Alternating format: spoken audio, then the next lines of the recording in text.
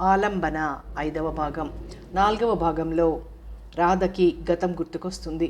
తన స్నేహితురాలు సంధ్య జీవితం గురించి బాధపడుతూ ఉంటుంది. కథ కొనసాగుతుంది. రా సంధ్య, అక్కడే ఆగిపోయావేం, వచ్చి కూర్చో అన్నాడు. అతని చూపుల్లో అదే నిర్మలత్వం, అతని మాటల్లో అదే మృదుత్వం, అతని పెదవుల మీద అదే చెరగని చిరునవ్వు. అతని ముఖంలో మోసం చేశానన్న భావం కానీ, పరిస్థితిని ఎలా ఎదుర్కోవాలన్న భయం కానీ లేసమైనా కనిపించటం లేదు. అదే నాకు ఆశ్చర్యాన్ని కలిగించింది. వర్షం పెద్దదైంది, కుండపోతగా కురుస్తోంది. హోరుమంటూ వీస్తున్న పెనుగాలికి చెట్లు కూకటి వేళ్లతో సహా కదులుతున్నాయి. ఉరుములు మెరుపులతో ప్రకృతి విలయతాండవం చేస్తోంది. రా సంధ్య, కూర్చో, అతను మరోసారి చెప్పటంతో అతని ఎదురుగా ఉన్న కుర్చీలో కూర్చుంటూ, ఎందుకు నన్ను అవమానం చేశారు? నా ముఖంలోకి చూసి చెప్పండి. మీరు నన్ను ప్రేమించడం లేదా? చెప్పండి అన్నాను. సంధ్య, అభిమానం వేరు, ఆరాధన వేరు. ఆ రెండింటికి నువ్వు తేడా తెలుసుకోలేకపోయావు. నిన్ను స్నేహితురాలిగా అభిమానించాను కానీ ప్రేయసిగా ఆరాధించలేదు. అయితే ఇంతకాలం నా మీద కురిపించిన అనురాగానికి, చూపించిన అభిమానానికి అర్థం ఏమిటి? అభిమానానికి, అనురాగానికి అర్థం తెలుసుకోలేని వయస్సు కాదు నీది. నేను నిన్ను ఒక మంచి స్నేహితురాలిగా అభిమానించాను, ఒక ఆత్మీయురాలిగా ప్రేమించాను. దాన్ని నువ్వు అపార్థం చేసుకున్నావు, నీకు తోచిన విధంగా అర్థం చేసుకున్నావు. కాదు, నన్ను ప్రేమిస్తున్నట్టు నటించి నా శీలాన్ని దోచుకోవాలనుకున్నావు. సాధ్యం కాలేదు. నేనెలాగూ నీకు లొంగే ఘటాన్ని కాదని ఈ విధంగా ప్లేట్ ఫిరాయించావు. ఆవేశపడకుండా ఆలోచించు సంధ్య. నేనెప్పుడైనా నిన్ను ప్రేమించానని చెప్పానా? అలాంటి భావం నాలో నీకెప్పుడైనా కనిపించిందా? చాలించు నీ నక్క వినయాలు. నువ్వొక మోసగాడివి. నువ్వు నిజంగా నన్ను అభిమానిస్తే నీ చుట్టూ ఆశలు పెంచుకునే అవకాశాన్ని ఇచ్చేవాడివి కాదు. పగలు రాత్రి నీ చుట్టూ తిప్పుకున్నావు. నీ మీది ప్రేమతో నేను ఉన్మాదిలా మారాను. ఇంత మోసగాడివని కలలో కూడా అనుకోలేదు. నువ్వెంత మోసగాడివైనా నేను నిన్ను ప్రేమించాను. నువ్వు లేకపోతే నా బ్రతుక్కి అర్థం లేదు. ఆ బ్రతుకు నాకక్కర్లేదు. అయితే నన్నేం చేయమంటావు? అనవసరంగా మన విషయం రచ్చకెక్కక ముందే నా మెడలో 3 ముళ్ళు వెయ్యి. ఆడది ఒక మగవాడిని ఎంతగా ప్రేమించగలదో అంతగా ద్వేషించను కలదు. నువ్వు నాకు దక్కని రోజున ఇంకెవ్వరికీ దక్కటానికి వీల్లేదు. సంధ్య, నీకేమైనా మతిపోయిందా? ఏమిటా ఆవేశం? పెళ్ళంటే బొమ్మలాట అనుకున్నావా? అవును, నీలాంటి మోసగాడికి అది నిజంగా బొమ్మలాట లాంటిదే. చివరిసారిగా చెబుతున్నాను సంధ్య, నేను నిన్నెప్పుడూ నా ప్రేయసిగా ఊహించను కూడా ఊహించుకోలేదు. అర్ధరాత్రి ఈ వాదన ఎవరైనా వింటే నీ భవిష్యత్ ఏమవుతుందో ఆలోచించు. వెళ్ళు నీ గదిలోకి. ఆహా, ఏం ప్రవరాఖ్యునిలా కబుర్లు చెప్తున్నావు? నీ నటనకు పద్మశ్రీ బిరుదివ్వచ్చు. నన్ను మోసం చేసి అంత సులభంగా తప్పించుకుందామనుకోకు. నీ చేత మూడు ముళ్ళు వేయించుకుంటాను. అది నీకు సాధ్యం కాదు. అది నువ్వు అనుకుంటున్నంత తేలికైన విషయం కూడా కాదు. ప్లీజ్ నీ గదిలోకి వెళ్ళు. Shut up. I say you first get out. ఇది నా ఇల్లు. అద్దెకొచ్చిన వాడివి నువ్వు. సారీ సంధ్య, రేపు ఉదయాన్నే ఈ రూమ్ ఖాళీ చేసి వెళ్ళిపోతాను. వెళ్ళిపోక ఏం చేస్తావు? ఇక్కడే ఉంటే నీ మోసం బయటపడుతుంది. అందుకే పారిపోవాలనుకుంటున్నావు. ప్లీజ్ సంధ్య, మాటలతో నన్ను రెచ్చగొట్టకు. ఆవేశంలో మనిషి పశువుగా మారతాడు. నేను ఆ స్థితికి రాకముందే దయచేసి నా ముందు నుంచి వెళ్ళిపో. కోరి వచ్చిన ఆడదాన్ని, ఆ ఆడదాని మనసులో అనురాగాన్ని అర్థం చేసుకోలేని నువ్వు కూడా ఒక మగాడివేనా? సంధ్య, అతను పెద్దగా అరిచాడు. ఎందుకలా అరుస్తావు? నోర్మయ్. అతనిలో సహనం చచ్చిపోతోంది. నీ అంతు చూసే వరకు నా నోరు మూతపడదు. నువ్వు మోసగాడివి. మగాడివైతే కోరి వచ్చిన ఆడదాన్నిలా మోసం చేసేవాడివి కాదు. కోపంలో నేనేం మాట్లాడుతున్నానో నాకే తెలియనట్టుగా నోటికొచ్చినట్టు మాట్లాడాను. నా మాటలకు రెచ్చిపోయిన అతను, విచక్షణ జ్ఞానాన్ని కోల్పోయిన అతడు నన్ను ఆక్రమించుకున్నాడు. అతని కౌగిల్ నుంచి తప్పించుకోవాలని విశ్వప్రయత్నం చేశాను. పెనుగులాడిన కొద్దీ అతను మరింత రెచ్చిపోయాడు. ఆడది ఇష్టపడితే అది ప్రేమ, ఇష్టపడకపోతే అదే రేప్. వయసులో ఉన్న ఇద్దరి శరీరాలు దగ్గరైతే అవి ఏకం కాకుండా ఉండలేవు. రాధా, అలా అతన్ని రెచ్చగొట్టిన దానికి ఫలితంగా శీలాన్ని పోగొట్టుకున్నాను. తెల్లారేసరికి నా బ్రతుకే తెల్లారిపోయింది. నేను కళ్ళు తెరిచి చూసేసరికి అతడు రూమ్ ఖాళీ చేసి వెళ్ళిపోయాడు. మానసికంగా కుమిలిపోతూ నేను మిగిలిపోయాను. అమ్మకి ఈ విషయం తెలిస్తే గుండాగిపోతుంది. అందుకే అమ్మమ్మ తెలియనియవద్దంది. ఆ దిగులుతోనే 4 రోజుల క్రితం మా అమ్మమ్మ పోయింది. నీకు తెలుసుగా. అతని వివరాలు కూడా నాకు తెలియవు. మామయ్య గుంటూరులో ఇల్లు కూడా అమ్మేశాడు. అమ్మమ్మ పోయిన తర్వాత అతను కనిపిస్తే నా మీద ప్రేమతో కాకపోయినా శీలం చెడగొట్టానన్న జాలితోనైనా నన్ను పెళ్లి చేసుకుంటాడేమో అన్న ఆశతో బ్రతుకుతున్నాను. రోజు రోజుకు ఆ ఆశ కూడా సన్నగిల్లిపోతోంది. ఈ భయంకర నిజాన్ని నాలోనే దాచుకుని దహించుకుపోతున్నాను. పెళ్లికి ప్రేమకు నా జీవితంలో చోటు లేదు అంటూ 2 చేతులలో ముఖం దాచుకొని మనస్సు బరువు తీరే వరకు ఏడుస్తున్న సంధ్యను ఏమని ఓదార్చాలో తెలియక చూస్తూ కూర్చుంది రాధ. జరిగిపోయిన దాన్ని గురించి ఏడుస్తూ కూర్చుంటే ప్రయోజనం ఏముంది? నీ శీలాన్ని దోచుకున్న ఆ దుర్మార్గుడు ఎక్కడున్నా వెతికించి అతనితో నీ పెళ్లి జరిగేలా చేస్తాను. పిచ్చి రాధ, నా మీద ప్రేమ నీ చేత అలా అనిపిస్తుంది. నువ్వు చేస్తావు, కానీ అతను నన్ను చేసుకోవాలిగా. చాలాసేపు సంధ్యను ఓదార్చుతూ కూర్చుంది. తరువాత బరువెక్కిన మనసుతో ఇంటికొచ్చింది. రాధకు మనశ్శాంతి కరువైంది. అతను ఎక్కడున్నాడని వెతకాలి. అతను కనిపిస్తాడా? కనిపించినా అతడు సంధ్యను చేసుకోవడానికి ఇష్టపడతాడా? ఇవన్నీ జరిగే పనులేనా? చివరికి సంధ్య జీవితం ఏమవుతుంది? ఇలాంటి ప్రశ్నలు ఆమెను వేధించాయి. సంధ్య గుంటూరులో ఉన్నప్పుడే రాధకు రఘుతో పరిచయం, ఆ పరిచయం ప్రేమగా మారటం, ముహూర్తం నిర్ణయించటం కూడా జరిగింది. సంధ్య అమ్మగారికి గుండె నొప్పి రావటంతో సంధ్య మామయ్య వచ్చి సంధ్యను తనతో హైదరాబాద్ తీసుకెళ్లాడు. తర్వాత రాధ పెళ్లి జరిగిపోయింది. సంధ్య వాళ్ళ అమ్మగారికి సీరియస్గా ఉండటంతో సంధ్య పెళ్లికి రాలేకపోయింది. 4 నెలల తర్వాత వాళ్ళ అమ్మగారిని తీసుకుని విశాఖపట్నం వచ్చింది. రాగానే రాధను చూడటానికి వాళ్ళ అన్నయ్య గారింటికి వచ్చి అక్కడ రాధ లేకపోవడంతో రాధ వదిన గారిని తీసుకుని రాధ ఇంటికి వచ్చింది. సంధ్యను చూడగానే రాధ పరిగెత్తుకుంటూ వచ్చి సంధ్య చేతులలో వాలిపోయింది. చాలా రోజుల తర్వాత కలుసుకున్న స్నేహితురాళ్ళిద్దరూ రోజంతా కబుర్లు చెప్పుకుంటూ కూర్చున్నారు. రాధ తన పెళ్లి ఫోటోలను తీసుకొచ్చి చూపించింది సంధ్యకు. ఆ ఫోటోలు చూస్తున్నప్పుడు సంధ్య ముఖంలో నీలి నీడలు ముసురుకోవటం, ఆమె కళ్ళల్లో నీళ్లు తిరగటం రాధ గమనించింది. 10 నిమిషాల తర్వాత అమ్మ ఒంటరిగా ఉంది, మళ్ళీ వస్తానంటూ వాళ్ళింటికి వెళ్ళింది. సంధ్య ప్రవర్తన రాధకు అర్థం కాలేదు. వాళ్ళ వదినకు కూడా చెప్పకుండా ఆటోలో సంధ్య ఇంటికి వెళ్ళింది. రాధ వెళ్ళేసరికి తలుపులు దగ్గరగా వేసున్నాయి. లోపల నుంచి సంధ్య గొంతు వినిపించింది. ఆమె మాటల్లో తన పేరు వినిపించటంతో గుమ్మం యువతలే ఆగిపోయింది రాధ. ఏమిటి నీ మాటలు నువ్వును? రాధ అతన్ని ప్రేమించి పెళ్లి చేసుకుంది. ఆస్తి అంతస్తు ఉన్నవాడు, డాక్టర్ కూడా. అటువంటి మనిషిని మోసగాడు అంటావా? రాధ వింటే ఎంత బాధపడుతుంది? సంధ్య వాళ్ళ అమ్మగారంటోంది. మన అమ్మమ్మ గారింట్లో అతను అద్దెకుండేవాడు. అప్పుడు పరిచయం అతను ఒక అమ్మాయిని మోసం చేసి ఆమె శీలాన్ని దోచుకున్న దుర్మార్గుడమ్మా. ఆ అమ్మాయి కూడా నా స్నేహితురాలే. ఆమె కర్మానికి వదిలేసి అమాయకురాలైన రాధను మోసం చేసి పెళ్లి చేసుకున్నాడమ్మా అతను. అంటే సంధ్య శీలాన్ని దోచుకున్న దుర్మార్గుడు నేను ప్రేమించి పెళ్లి చేసుకున్న రఘు. నా మెదడులో సముద్రపు హోరు, గుండెల్లో రైళ్లు పరిగెత్తుతున్నాయి. ఆలోచించడానికి కూడా శక్తి లేనట్టుగా మనసు మొద్దుబారిపోయింది. సంధ్యను పలకరించడానికి, ఆమె ముఖం చూడటానికి కూడా నాకు ధైర్యం చాలలేదు. కలలో నడుస్తున్న దానిలా సంధ్య వాళ్ళింటి నుంచి యువతలకొచ్చాను. ఆటో దగ్గరగా వస్తే ఆపటం, అడ్రస్ చెప్పటం, అందులో ఎక్కటం అన్నీ యాంత్రికంగా జరిగిపోయాయి. ఆ టైంలో రఘు హాస్పిటల్కు కావలసిన సామాను కొనటానికి మద్రాసు వెళ్ళాడు. ఇప్పుడు నా కర్తవ్యం ఏమిటి? ఒకవైపు ప్రేమించి పెళ్లి చేసుకున్న భర్త, మరోవైపు ప్రాణ స్నేహితురాలు సంధ్య. నేను ఒకే వ్యక్తిని పెళ్లి చేసుకోవాలనుకున్నాం. అందుకే ఇలా జరిగింది కాబోలు. అతను ఎక్కడున్నా తీసుకొచ్చి పెళ్లి చేస్తానని సంధ్యకు మాటిచ్చాను. ఆమెను ఓదార్చాను. ఇప్పుడు అతనికి నేనే భార్యనయ్యాను.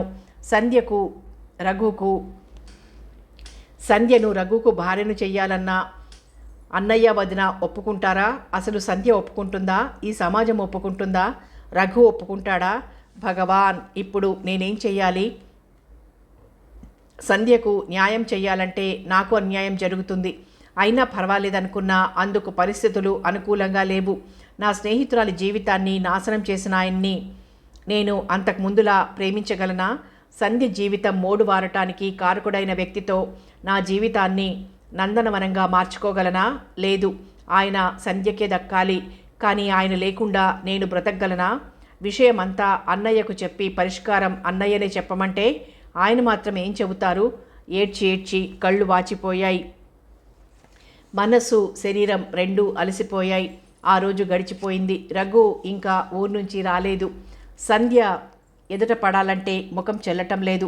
రాధ తన గదిలో నుంచి బయటకు రావటం లేదు. పగలు రాత్రి ఆలోచిస్తూ తిండి నిద్ర మానేసి ఏడుస్తూ పడుకుంది. రఘు ఊరెళ్ళాడని రాధను పలకరించడానికి వచ్చిన రాజశేఖరం గారు మూర్తి భవించిన శోకమూర్తిలా ఉన్న చెల్లెల్ని చూసి ఆశ్చర్యపడ్డారు. తరచి తరచి కారణం అడగ్గా జరిగిన విషయమంతా చెప్పింది. అంతా విన్న రాజశేఖరం గారు, చూడమ్మా రాధా, 2 చేతులు కలిస్తే గాని చప్పట్లు మోగవు. అరిటాకు ముళ్ళు సామెత అందరికీ తెలిసిందే. అటువంటప్పుడు ఆడపిల్ల ఉండాల్సిన హద్దుల్లో ఆడపిల్లలుండాలి.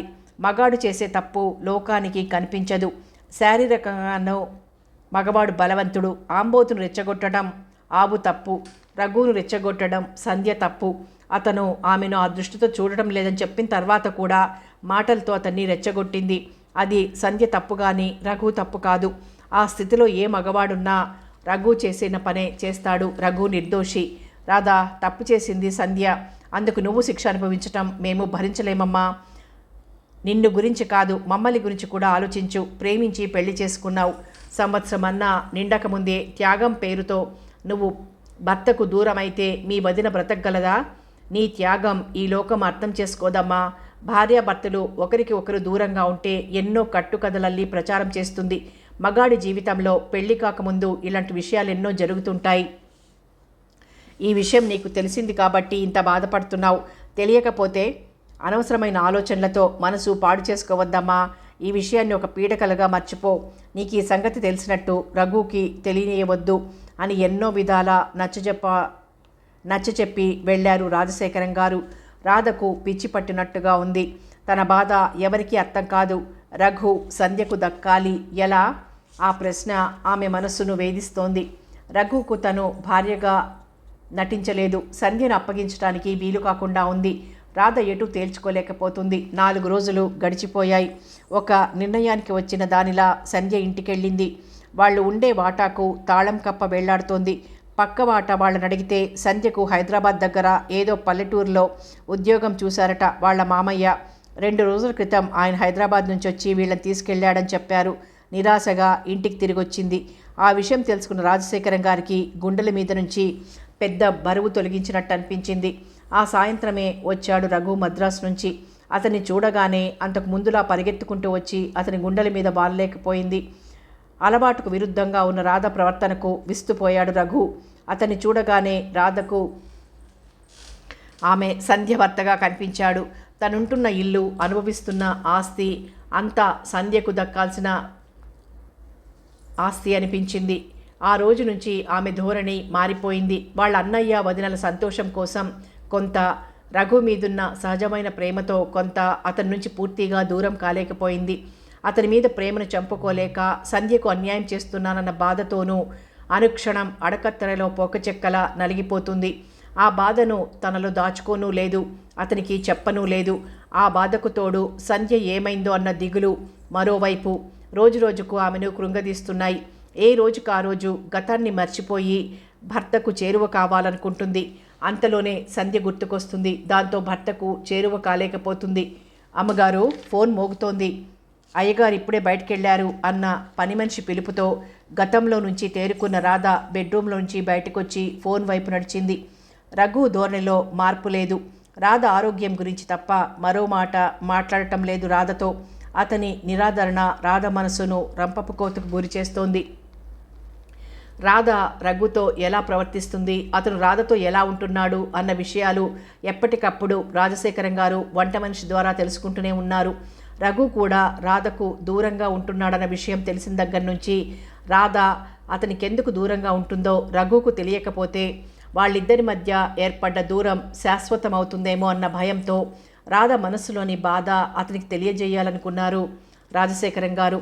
ఆ సాయంత్రమే రఘు నర్సింగ్ హోమ్కి వెళ్ళి అతనితో రాధ, సంధ్యల చిన్ననాటి స్నేహం మొదలుకొని ఇప్పటి వరకు జరిగిందంతా పూసగుచ్చినట్టు చెప్పారు రాజశేఖరం గారు.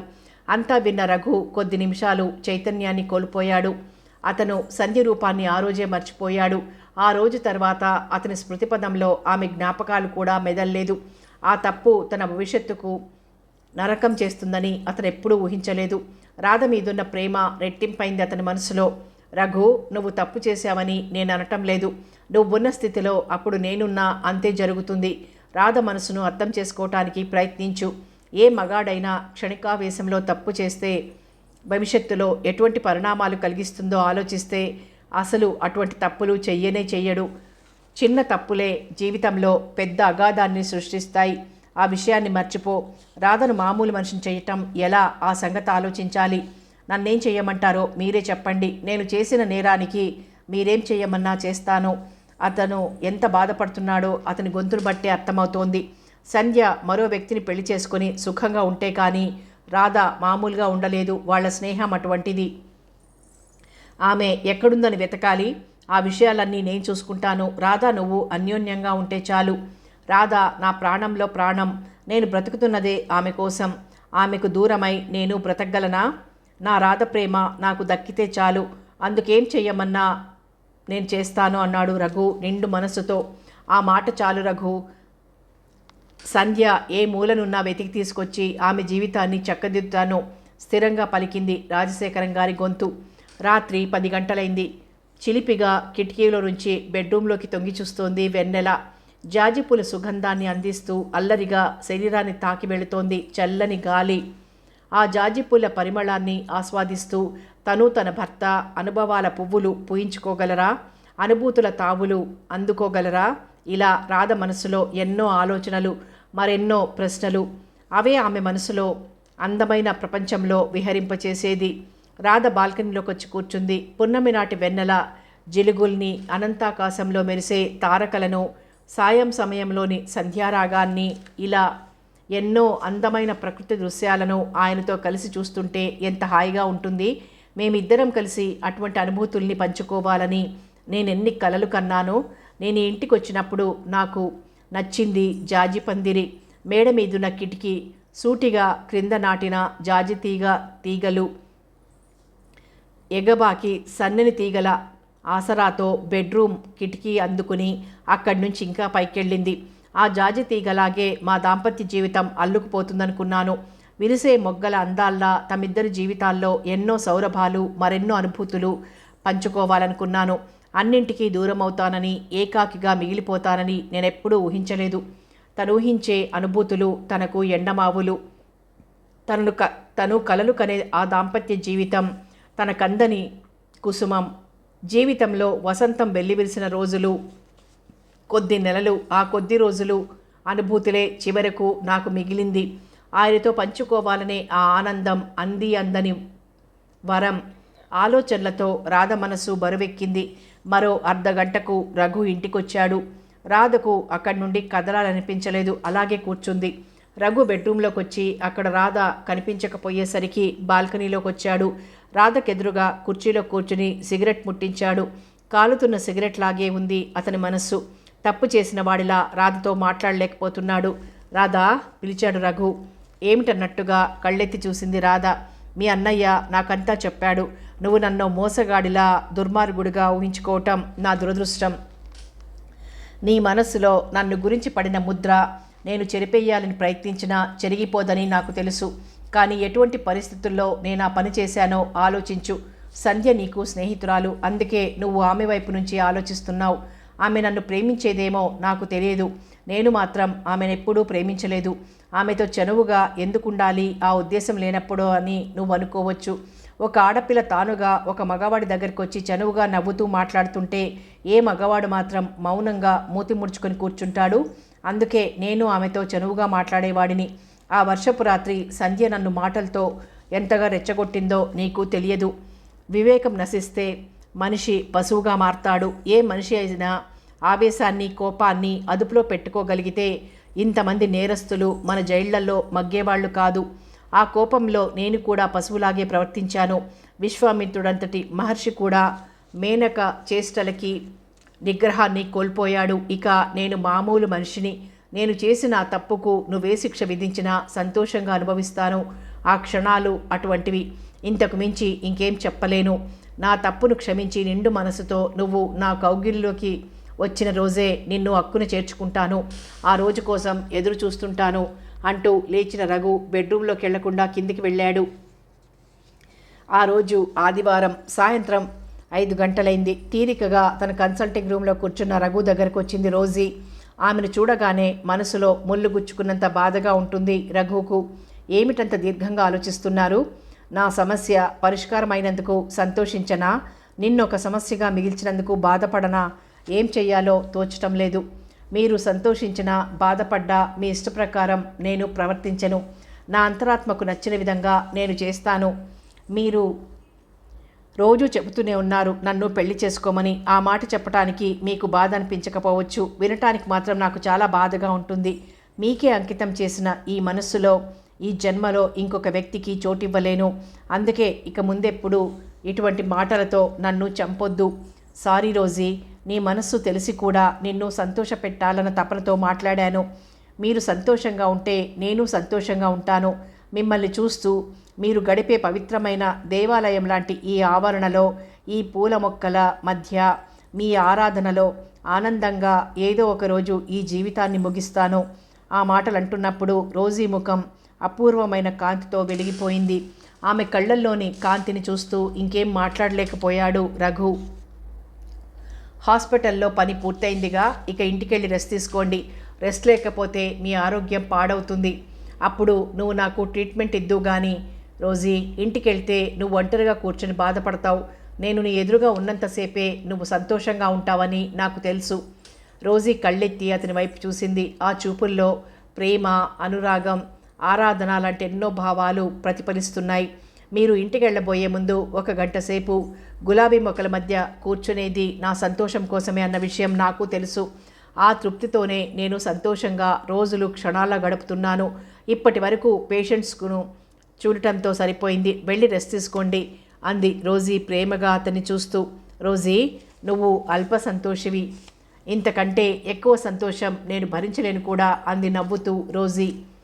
నేను నీకు ఇవ్వగలిగింది ఈ మాత్రం సంతోషమేగా. నీ ఎదురుగా ఎన్ని గంటలుండమంటే అన్ని గంటలుంటాను. వాళ్ళిద్దరూ మాట్లాడుకుంటూ ఉండగానే ఒక కాన్పు కేసు రావటంతో ఎవరి పనిలో వాళ్ళు మునిగిపోయారు.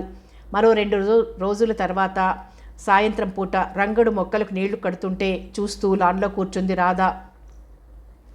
గేటు తీసుకుని లోపలికి వస్తున్న సంధ్యను చూసి సంతోషంగా సంధ్య అని అరవబోయిన రాధ ఆమె వెనకే లోపలికి వస్తున్న అపరిచిత యువకుడిని చూసి ఆగిపోయింది. తనకెదురొస్తున్న రాధను చూసి తన కళ్ళను తనే నమ్మలేకపోయింది. సంధ్య అందంగా పాలరాతి బొమ్మలా మెరిసిపోయే రాధ తెల్లగా పాలిపోయి ఎంత మారిపోయింది. నామూలంగానే రాధ ఇలా అయిపోయిందనుకోగానే సంధ్య కళ్ళల్లో నీళ్లు తిరిగాయి. రాధ లాంటి స్నేహితురాలు తనకున్నందుకు మనసులోనే గర్వపడింది సంధ్య. సంధ్యకు దగ్గరగా వచ్చిన రాధ సంధ్యను చూస్తూ రెప్పవేయటం మర్చిపోయింది. ఆమె గుండెల మీద వేళ్లాడుతున్న మంగళసూత్రాలు పల్చటి పైట చెరుగులో నుంచి స్పష్టంగా కనిపిస్తున్నాయి. నల్ల పూసలు మెడకు పట్టినట్టుగా ఉన్నాయి. నఖసిక పర్యంతం పరిశీలనగా చూసింది. రాధ కాలివేళ్లకు మట్టెలు, నుదుటి మీద పాపిటి దగ్గర మెరుస్తున్న సింధూరం అన్నీ సంధ్య పెళ్లి చేసుకుందని నిరూపిస్తున్నాయి. ఒకరిని ఒకరు ఆర్తిగా అనురాగంగా చూసుకుంటూ నిల్చున్నారు. సంధ్య గతాన్ని మర్చిపోయి పెళ్లి చేసుకుందా? ఆమె గతం ఆమె భర్తకు తెలుసా? నేను ఈ ఇంటిని, రఘును ఆమెకు అప్పగించాలని ఇన్ని రోజుల నుంచి ఎదురు చూస్తున్నాను. నాతో మాట మాత్రంగా అయినా చెప్పకుండా సంధ్య పెళ్లి చేసుకుంది. రాధా, ఈయన మా శ్రీవారు, పేరు రామారావు అంటూ తన పక్కన నిల్చున్న అతన్ని రాధకు పరిచయం చేసింది సంధ్య. యాంత్రికంగా చేతులు జోడించింది రాధ. ప్రతి నమస్కారాలయ్యాయి. హడావిడిగా కాఫీ టిఫిన్లు తయారు చేయటంలో మునిగిపోయిన రాధకు సంధ్యతో ఒంటరిగా మాట్లాడటానికి వీలు కాలేదు. టీ తాగటం పూర్తయ్యేసరికి రాజశేఖరం గారు వచ్చారు. ఆయన, రామారావు గారు కలిసి రఘును కలుసుకోవటానికి నర్సింగ్ హోమ్ దగ్గరికి వెళ్ళారు. సంధ్య, రాధ లాన్లోకి వచ్చి కూర్చున్నారు. సంధ్య, ఎందుకు నా నుంచి దూరంగా పారిపోయావు? నేనంత స్వార్థపరురాల్ని అనుకున్నావా? నువ్వు ఆ రోజు పెళ్లి ఫోటోలు చూస్తూ పొంగి వస్తున్న కన్నీటిని ఆపుకోవాలని ప్రయత్నించటం, వెంటనే ఇంటికెళ్ళటం నాకు అనుమానాన్ని కలిగించింది. నీ వెనకనే మీ ఇంటికి వచ్చిన నేను, నువ్వు మీ అమ్మగారు మాట్లాడుకోవడం విన్నాను. నిన్ను మోసం చేసిన వ్యక్తి నా భర్త అని తెలియగానే షాక్ తిన్నట్టయింది. ఎలా ఇంటికి చేరానో నాకే తెలియదు. 4 రోజుల వరకు ఆ బాధతో బయటికి రాలేకపోయాను. ఆ తర్వాత నాకు చెప్పకుండానే నువ్వు వెళ్ళిపోయావు. నీ అడ్రస్ తెలుసుకోవాలని ఎంత ప్రయత్నించినా లాభం లేకపోయింది. ఈ ఇల్లు నీదని, రఘు నీవాడని, నీవి నీకు అప్పగించాలని ఇన్ని రోజుల నుంచి నీ కోసం ఎదురు చూస్తున్నాను. ఇప్పుడు నువ్వు మరో వ్యక్తికి భార్యగా కనిపించావు. రాజశేఖరం అన్నయ్య నాకంతా చెప్పాడు రాధా. అమృతమూర్తివైన నీలాంటి స్నేహితురాల్ని పొందగలిగినందుకు ఆనందంతో గొంతు పూడుకుపోయి మాట పెగిలి రావటం లేదు. రఘుని ఫోటోలో నీ భర్తగా చూసిన తర్వాత ఇంటికెళ్ళి ఆ రాత్రంతా ఆలోచించాను. నేను ఇక్కడే ఉంటే నువ్వు నా దగ్గరకు, నేను నీ దగ్గరకు రాక తప్పదు. నా శీలాన్ని దోచుకున్న వ్యక్తి రఘు అని తెలిస్తే నీ గుండె ఆగిపోతుంది. నన్ను, నీ భర్తను ఏకం చేయటానికి నువ్వు ప్రాణత్యాగం చేస్తావు. ఈ విషయం నీకు తెలియకముందే నీకు దూరంగా వెళ్ళిపోవాలనుకున్నాను. భగవంతుడు వరమిచ్చినట్లుగా మామయ్య నాకు టీచర్ ఉద్యోగం చూసి మమ్మల్ని తీసుకువెళ్ళటానికి వచ్చాడు. వెళ్ళేటప్పుడు నీకు చెప్పే వెళ్దామనుకున్నాను. రఘు కంటపడాల్సి వస్తుందేమో అన్న భయంతో వెళ్ళిపోయాను. హైదరాబాద్కు దగ్గరలో ఉన్న చిన్న పల్లెటూరులో టీచర్గా జాయిన్ అయ్యాను. నేను అక్కడికి వెళ్ళిన నెల రోజులకే మా అమ్మ గుండె నొప్పితో పోయింది. నేను పనిచేసే స్కూల్లోనే హెడ్ మాస్టర్గా పనిచేస్తున్నారు రామారావు గారు. ఆయనకు పెళ్ళైన 2 సంవత్సరాలకే భార్య పోయింది. అది చిన్న పల్లెటూరు కావటంతో అద్దెకు ఇళ్ళు కూడా దొరకవు. ఆయన స్వంత ఊరు కూడా అదే. ఆయన ఇంట్లోనే ఒక భాగం నేనుండటానికి ఏర్పాటు చేశారు. పగలంతా ఒకే చోట పనిచేయటం, రాత్రిళ్ళు ఇద్దరం ఒకే ఇంట్లో పక్కపక్కనుండటంతో వయసులో ఉన్న ఇరువురం మానసికంగా ఒకరికొకరం చేరువయ్యాం.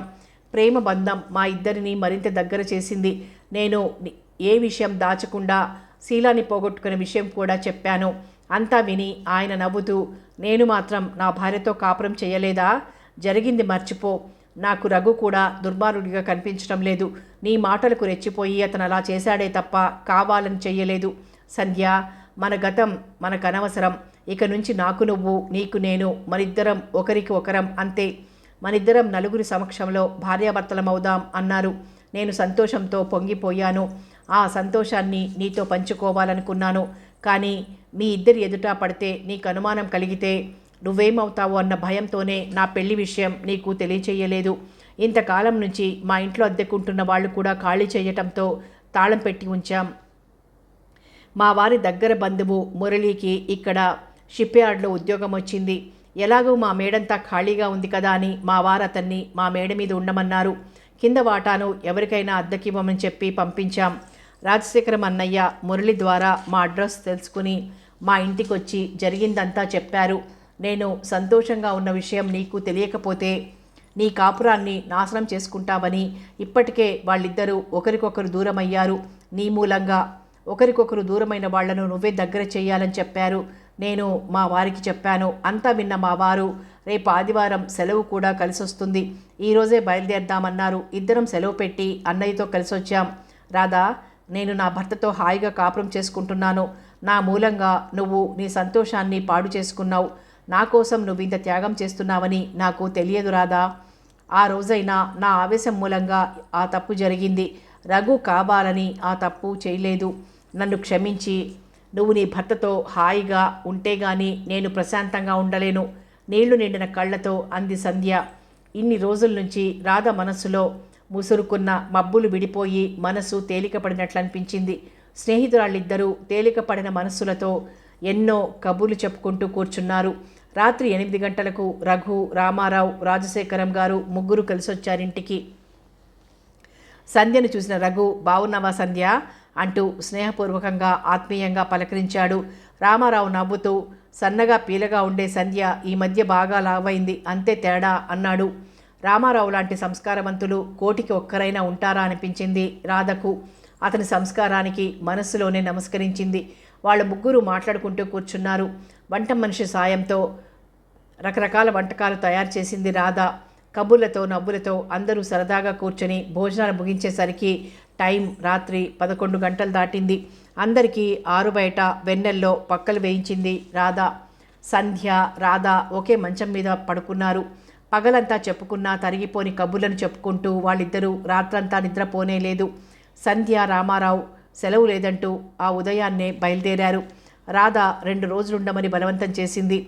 దసరా సెలవులకి తప్పకుండా వస్తాం, ఈలోగా మీ ఇద్దరూ కలిసి మా ఇంటికి రండమ్మా అన్నాడు నిండు మనస్సుతో రామారావు. అలాగే అన్నయ్య నవ్వుతూ అంటున్న రాధ వైపు విస్తుపోయి చూశారు రాజశేఖరం గారు. సంధ్యకు బొట్టు పెట్టి కంచిపట్టు చీర, జాకెట్ పెట్టింది రాధ. పెళ్ళైన తర్వాత మొదటిసారిగా మా ఇంటికి వచ్చారు. ఈ డబ్బుతో ఇద్దరు బట్టలు కొనుక్కోండి అంటూ రామారావు వద్దని వారిస్తున్నా వినకుండా 2000 రూపాయలు రామారావు జేబులో పెట్టాడు రఘు. రాధ, రఘు వాళ్లను స్టేషన్కు కారులో తీసుకువెళ్ళి ట్రైన్ ఎక్కించారు. కన్నీళ్లతో రాధ నుంచి వీడ్కోలు తీసుకుంది సంధ్య. హాస్పిటల్కు టైం అయిందని రాధను ఇంటి దగ్గర డ్రాప్ చేసి వెంటనే హాస్పిటల్కి వెళ్ళాడు రఘు. సాయంత్రం 6 గంటలైంది. రాధ శిరస్నానం చేసి తెల్లటి బనారస్ సిల్క్ చీర కట్టుకుని మ్యాచింగ్ జాకెట్ వేసుకుంది. చీరకు మ్యాచ్ అయ్యేలా మెడలో పొడవాటి ముత్యాల దండ వేసుకుంది. తలనిండా జాజిపూలు కోసుకొని మరువంతో కలిపి మాల కట్టుకొని పెట్టుకుంది. తెల్లటి అలంకరణలో పాలరాతి బొమ్మల మెరిసిపోతున్న రాధను చూసి సంతోషంతో వంట మనిషి రాధ వదిన గారికి ఫోన్ చేసి ఆ విషయం చెప్పింది. రాత్రి 8 గంటలకు ఇంటికి వచ్చాడు రఘు. అతను స్నానం చేసి బట్టలు మార్చుకొని వచ్చేసరికి డైనింగ్ టేబుల్ మీద భోజనం వడ్డించింది. రఘు డైనింగ్ టేబుల్ దగ్గర కూడా ఏం మాట్లాడకుండా భోజనం ముగించి బెడ్రూమ్లోకి వెళ్ళాడు. నీకుగా నువ్వు నా చేతుల్లోకి వచ్చినప్పుడే నిన్ను హక్కును చేర్చుకుంటాను అన్న భర్త మాటలు మనసులో మెదిలాయి. బెడ్రూమ్లోకి వచ్చింది రాధ. రఘు మంచం మీద పడుకున్నాడు. ఆర్తిగా అనురాగంగా అతని గుండెల మీద వాలిపోయింది రాధ. ఆమె శరీరం నునువెచ్చగా ఏదో కావాలని కోరుతున్నట్లుగా ఉంది. ఆ నునువెచ్చని స్పందన, ఆమె గుండె వేగం ఇవన్నీ ఆమె పరిస్థితిని స్పష్టంగా చెబుతున్నాయి. అతని చేతులు ఆమెను చుట్టూ బిగుసుకున్నాయి. అతని బలమైన చేతి కౌగిలిలో గువ్వలా ఒదిగిపోయి మత్తుగా కళ్ళు మూసుకుంది రాధ. ఏవండి, నన్ను క్షమిస్తారు కదూ? అతని క్రాఫ్లో వేళ్లు జొనిపి కదుపుతూ అడిగింది రాధ. తప్పు ఆలోచించి చేసిన, ఆవేశంలో చేసిన తప్పు తప్పే. నేను చేసిన మొదటి తప్పు, చివరి తప్పు కూడా అదే. అందుకు నువ్వే నన్ను క్షమించాలి.